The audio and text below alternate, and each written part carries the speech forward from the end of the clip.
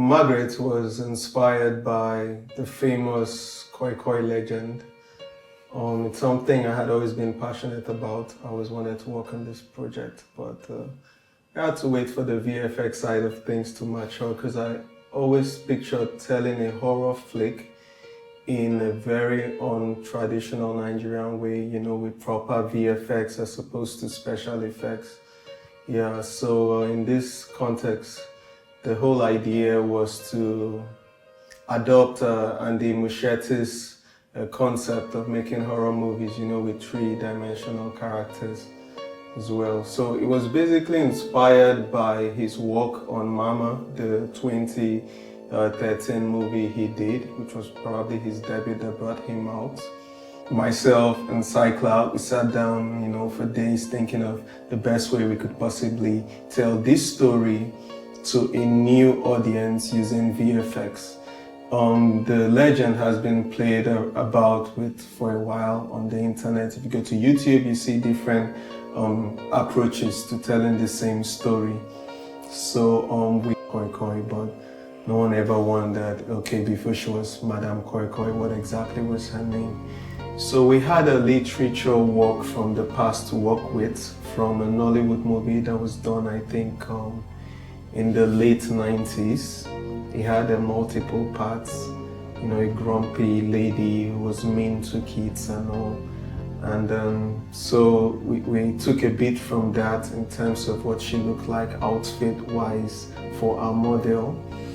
And then we gave her the name Margaret because, you asked me why, I would say the name came as a result of looking for very old, conventional English names that a teacher would possibly have. And I have this grand auntie called Margaret. So that just came to my head. And then Cycloud was like, oh yeah, that one enter Margaret, the old enter well. So that's how we settled for the name Margaret. VFX wise, we created a 3D model. We did a test run to see what it would look like. Would we be able to achieve this? How about the cloth simulations? Would it simulate properly? We had to depend on Marvelous, which at the time we figured this was like the best cloth simulating software program there was. So it took us figuring out how to use that as well to our advantage. So we used that, did the animation in Maya. And then, of course, we worked with lots of reference acting for the model. We experimented on some things and then we presented it to the EP. He was quite impressed on the possibilities of where this would lead, and that's how we kicked off. The most challenging aspect of creating this VFX in question for me was the lighting.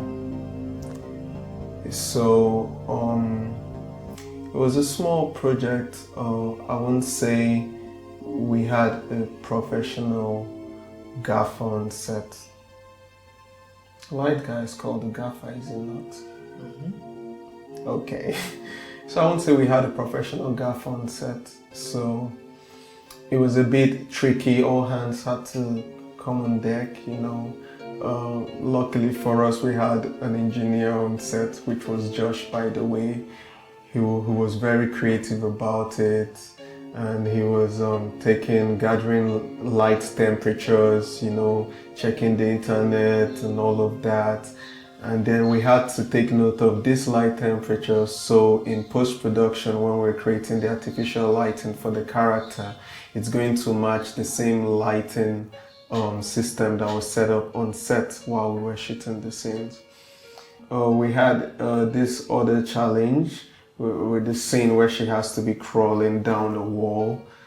And of course, we had to shoot that without her on the wall, obviously. We weren't going to rig people and have them crawling down the wall. So that was a bit challenging because at the time we shot that, we just had the storyboard to depend on. So we just had to keep our fingers crossed and hope that this would eventually work out. And there were safety shots anyway, just in case. We had some shots done on a tripod where it was permanently locked, and then we had another one where it could possibly be tracked. So if the track failed, would fall back to the safety shots. And then on set, another challenge we also had was the scene where one of the characters has to fall backwards from the fence. There was no possible way we thought we could do that without just going live on it. So we had to just prop the set a bit, caution the floor, and then he had to just take the fall. It would have been easy if he was going to be falling sideways or forward where he's seeing where he's landing, but I think the task here that was given to him was to fall backwards from a fence. And we just had one take. We had to do that in one take because it wasn't something I was willing to gamble and go over and over again at. So he did it in one take and he did it well. It was great. Yeah, it came out okay. Oh yeah, about casting. Yeah, I did my debut role. It was an experience. Never saw myself as an actor, but it was fun. I died first anyway. Yeah. And so getting into the characters, some of our actors. This is a plot that was built around teenagers, and a major character in his early 30s, late 20s age, sort of, I think. I don't know, you don't reach 30. Okay, yeah, he's behind the camera, don't mind me. So he's an old guy and he's supposed to be playing a teenager, so he had to go on a diet because before this he had worked on another project where he had to grow a bit buff to do an action scene. So he had too many muscles for this character. It was one thing to take off his beard, but his body, come on. You'll be like what we call ikbowo in the secondary school. Yeah, that's for like old-aged people in secondary schools. If you're not from Nigeria, I don't think you relate. However, he went on a diet and he had to cut down a bit, which he did. I was quite impressed. By the time I saw him on the day of the shoot, I was like, guy, you look funny. We had a laugh about it. I did the same myself. A lot of people see the film and it's hard for them to relate. It takes a while. Most times I get to tell them, oh, that's actually me, Yeah, so that was one other thing we had to take into consideration for the movie. Okay, so more than anything, this project wouldn't have worked without a very competent crew. Yeah, we had everyone giving in their all. We had Joseph Agaba behind the cameras. He was killing it. He was literally juggling gaffing and DOPing at the same time. And then we had Joe Chelebe on the sound. Yeah, he did okay too. It was actually his debut attempt at working on sound. And as far as that goes, I won't say I was expecting too much, but it was okay. It was a bit challenging in post, but it worked at the end of the day. Grateful for that. And then the cast in general, they were quite impressive as well. I recall a certain character she even ruined her shoes. That's true. I still owe her a pair of shoes. Yeah, so she ruined her shoes while we were working on the second episode. Yeah, she had to do the whole fencing thing a couple of times. And she did it so well considering she was actually on, that time of the month. So once we go cut on her, she's in paint and all of that. Once you say action, she's back alive and delivering as if she's all good. So yeah, she did great as well. Ebam dies as well. It was really sad to see him die. I didn't let him see his complete script until the day of the shoot because I knew he would be comfortable with that. Yeah, so it took a while convincing him. It's all good. We'll find ways of bringing you back into the series, maybe in your ghost form or something. I mean, I died first, so it's no big deal. Yeah, but Ebam was also good. He was great. It was his first time as well, and he really impressed me. Yeah, I knew he'd be okay while we had rehearsals, but on set, it was a different thing.